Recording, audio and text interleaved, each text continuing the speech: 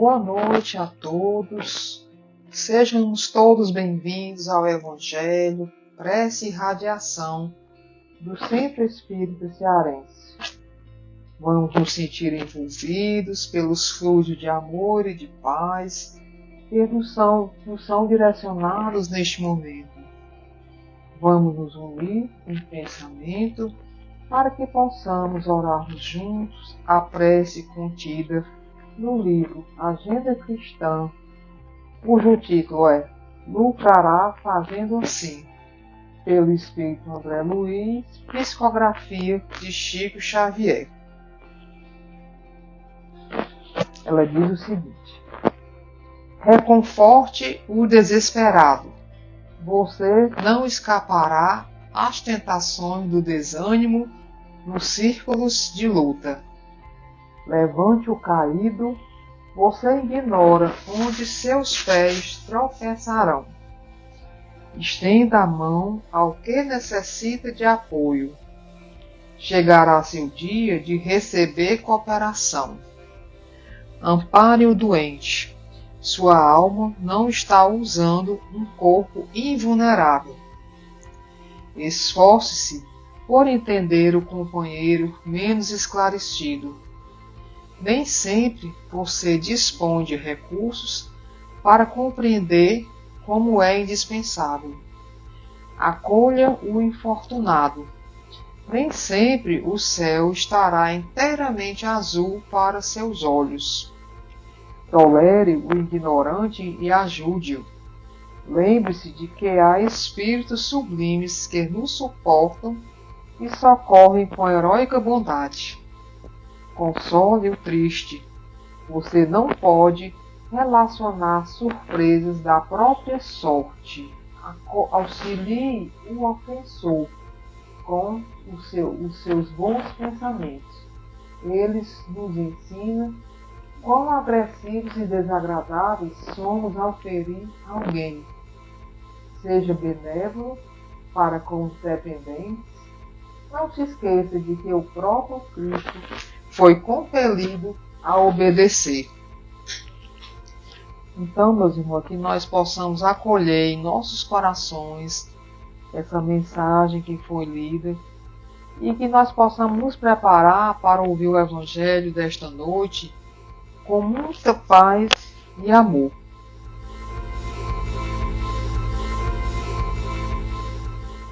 Evangelho segundo o Espiritismo, capítulo 20, item 3.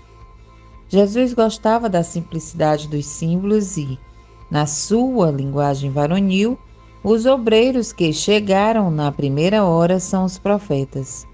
Moisés e todos os iniciadores que marcaram as etapas do progresso, as quais continuaram a ser desenvolvidas através dos séculos pelos apóstolos, pelos mártires, pelos pais da Igreja, pelos sábios, pelos filósofos e, finalmente, pelos espíritas.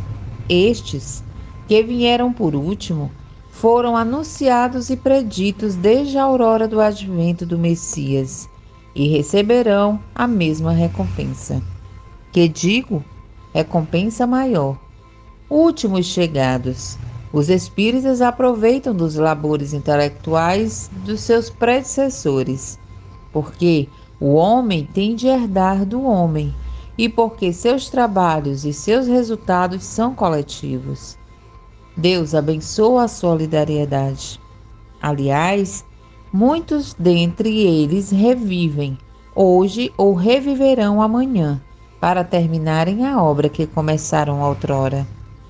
Mais de um patriarca, mais de um profeta, mais de um discípulo do Cristo, mais de um propagador da fé cristã se encontram no meio deles, porém, mais esclarecidos, mais adiantados, trabalhando não mais na base, e sim na comieira do edifício. Seu salário, pois, será proporcional ao mérito da obra. A reencarnação, esse belo dogma, eterniza e precisa a filiação espiritual. O espírito, chamado a prestar contas do seu mandato terreno, compreende a continuidade da tarefa interrompida, mas sempre retomada. Ele vê, sente que apanhou no ar o pensamento dos que precederam. Entra de novo na liça, amadurecido pela experiência, para avançar mais. E todos, trabalhadores da primeira e da última hora, com os olhos bem abertos sobre a profunda justiça de Deus, não mais murmurarão, adoram.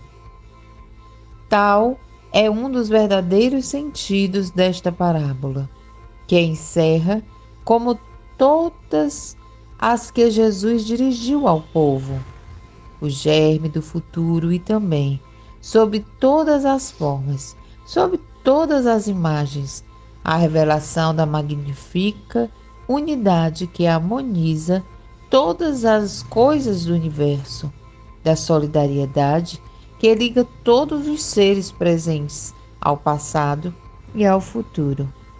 Henri Heine, Paris, 1863. Muita paz a todos.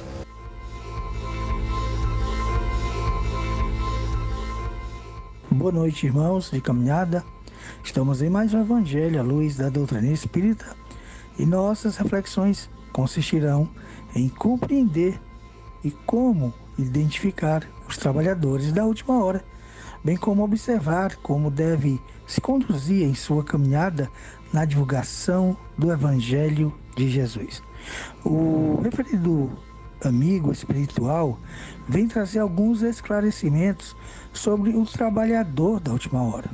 Diz ele que os profetas, Moisés e todos os iniciadores que marcaram as diversas etapas do progresso, continuadas pelos apóstolos, mártires, pais da igreja, sábios, filósofos e, por fim, pelos espíritas. Não esqueçamos, esses que vieram por último foram, entretanto, anunciados e preditos desde o advento do Messias. Suas palavras dão ênfase à vantagem do espírita no conhecimento que tem, no aproveitamento do trabalho intelectual dos seus antecessores, é claro. Evidencia a corrente de ensinamentos cujo elos se ligam uns aos outros, formando uma unidade lógica e clara das leis do Pai. E é claro que o referido amigo espiritual foca a responsabilidade do espírita no uso de todos os seus conhecimentos, que devem levar a humanidade necessária na aceitação dessa responsabilidade, porque esses últimos somente estarão entre os primeiros se e quando seguirem o Mestre Jesus no dia a dia, como ele fez. O Espiritismo, como consolador prometido, meus irmãos, veio recordar e esclarecer ensinos mais ou menos velados por metáforas e símbolos usados pelo Mestre, pela impossibilidade de entendimento na sua época, como ele mesmo declarou. Tenho muito, dizia o Cristo, que vos dizer, mas vós não podeis suportar agora. Quando vier, porém, o Espírito de verdade, ele vos guiará a toda a verdade, porque não falará por si mesmo, mas dirá tudo o que tiver ouvido e vos anunciará as coisas que hão de vir. Lembram? Está lá em João, no capítulo 16, 12 e 13. Bom, assim o espírita, ele tem uma concepção mais completa do contexto da obra divina. Entender melhor a sua condição de espírito imortal em um processo evolutivo, até desenvolver plenamente todas as qualidades nobres através do seu livre-arbítrio, é claro, segundo o código divino que permitirá a essa humanidade ser um dia, é claro, uma humanidade inserida na vontade do Pai, que a todos criou para serem perfeitos e felizes. Meus irmãos, não vamos esquecer também que Jesus disse que muitos dos antigos revivem hoje, ou reviverão amanhã, para a obra que haviam começado.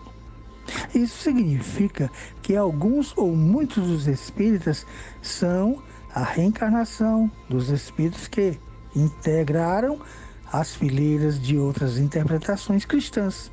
Integram hoje a falange de espíritos, ora encarnado, ora no plano espiritual, trabalhando no aprendizado, na vivência, na divulgação dos princípios do espiritismo, estimulados, é claro, pela fé raciocinada, que agora com certeza compreendem, impulsionados pela vontade de querer o seu progresso moral e dessa humanidade, né? Claro, nesse sentido, vemos também que a reencarnação torna mais clara nossa ligação ao Pai Celestial, aos nossos antecessores e a nós mesmos, estando agora mais sensível e conscientes dessa relação, vai agir como trabalhador da última hora, expandindo suas percepções sobre a profundidade da justiça de Deus.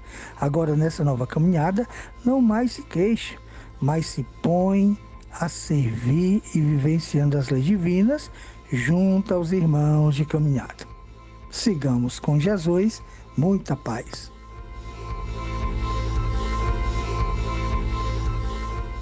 Finalizando as reflexões do Evangelho segundo o Espiritismo desta noite, vamos agradecer a Deus pela oportunidade de sermos lembrados das lições que Jesus, esse amigo, irmão e maior guia da humanidade, nos ensinou. Que nós saiamos desse Evangelho mais fortalecidos, com mais fé, coragem e paciência, para lidarmos com as nossas dificuldades diárias. Sejamos gratos pela oportunidade de estarmos aprendendo todo dia lições que nos ajudam a trilhar da melhor maneira as estradas das nossas vidas. Rogamos, Senhor, que as águas próximas e as mais distantes de nós sejam fluidificadas com bálsamos curativos e de luz, que ao ingerirmos dessas águas, sejamos beneficiados e fortalecidos nas nossas necessidades mais íntimas, que sejamos curados no corpo, na mente, no espírito. Conduz-nos, Senhor, ao caminho da jornada evolutiva, por hoje e por todo sempre, que assim seja.